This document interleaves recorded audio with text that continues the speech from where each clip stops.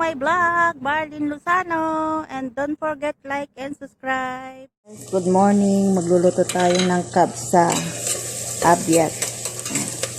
Magluluto tayo ng kabsa, guys. Naglagay ko ng bawang at sibuyas. At meron tayong meat, meron tayong lemon, saka buharat, salt, ayan guys. Saka yung daon ng laurel. At cinnamon stick. Ayan guys. Ito muna tayo.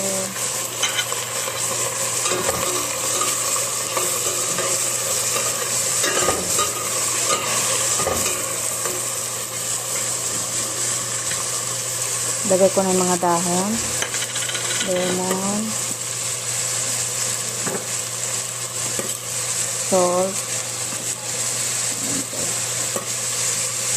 At ang ating buharat. Ang ating buharat.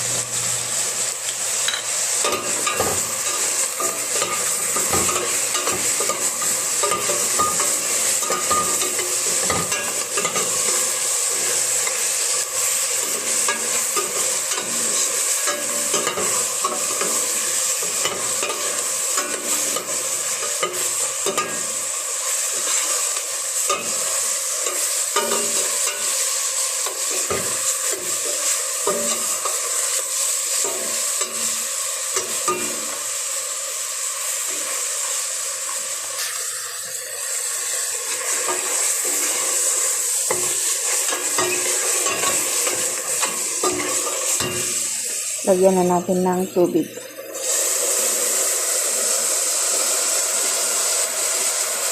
Ayan guys. Lagyan na natin tayo ng tubig. Lulutuin natin ng 1 hour o 45 minutes. Ayan guys. Nagbabad tayo kanina ng rice. Ayan, alisin lang natin ang ating tubig at ilagay na natin sa ilagan nating carne. Ito guys, yung kabsa na lulutuin natin. Pwede naman kayo maglagay ng tomato paste para magkulay red. Kasi ang niluto ko lang ngayon, kabsa white. Kabsa white guys, luto ng ating karne. Pwede na natin ilagay yung rice. Ilagay na natin yung rice guys. Ito ang tinatawag na kabsa.